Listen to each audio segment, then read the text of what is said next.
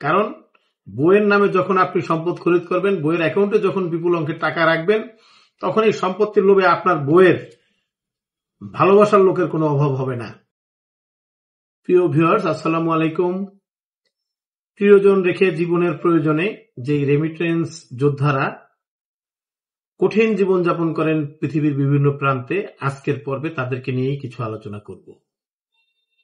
আমাদের দেশের বৈদেশিক মুদ্রার প্রধান যে উৎস, সেটা হচ্ছে এই রেমিটেন্স যোদ্ধাদের পাঠানো বিদেশি অর্থ বা রেমিটেন্স, যেটার উপর ভর করে আমাদের দেশ সমৃদ্ধ হচ্ছে, আমাদের জীবন জীবিকার মান উন্নত হচ্ছে এবং প্রতিদিনই এগিয়ে যাচ্ছে আমাদের দেশ এবং আমাদের সভ্যতা।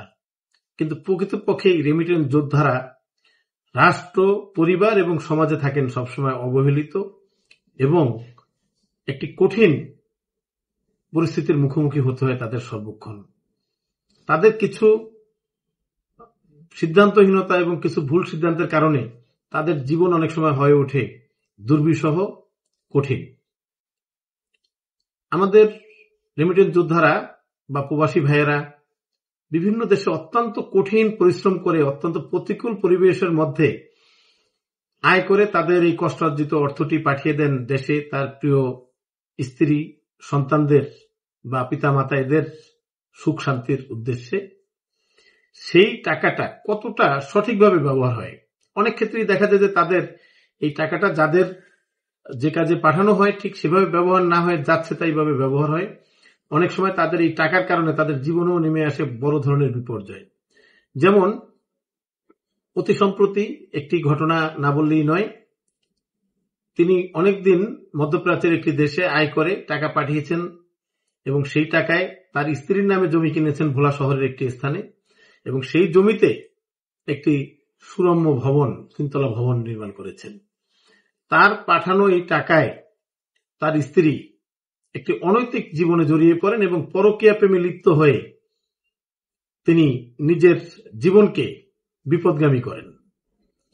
তার এই প্রবাসী ভাইটি যখন দেশে আসেন, তার সেই স্ত্রী হঠাৎ করে উদাও, কিছুদিন পরে তালাকনামা দিলেন। ওই প্রবাসী এসে যখন খোঁজাখুঁজি অনেক করলেন, কিন্তু দেখলেন যে তার সেই বাড়িটিও তার নেই, তার নারী স্ত্রীটিও তার নেই। তিনি অত্যন্ত হতাশা নিয়ে আবার ফিরে গেলেন বিদেশে। এটি একটি ছোট্ট উদাহরণ। আমাদের এই প্রবাসী ভাইয়েরা একটু সতর্ক হলে এরকম পরিস্থিতিটা এড়াতে পারেন। তার পাঠানো অর্থে তার যেই সম্পদ, স্থায়ী যেই সমস্ত স্থাবর সম্পত্তি খরিদ করে থাকেন, সেগুলো অবশ্যই তিনি তার নিজ নামে খরিদ করবেন এবং বিশেষ করে তার বইয়ের নামে তো নাই।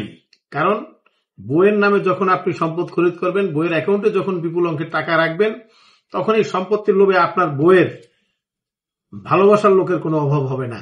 তিনি আপনাকে রেখে সেই ভালোবাসার মানুষদের কথাই শুনবেন এবং একসময় এই টাকা পয়সা নিয়ে আপনাকে ছেড়ে পাড়ি জমাবেন অন্যদিকে, থাকবেন অন্য ঠিকানায়।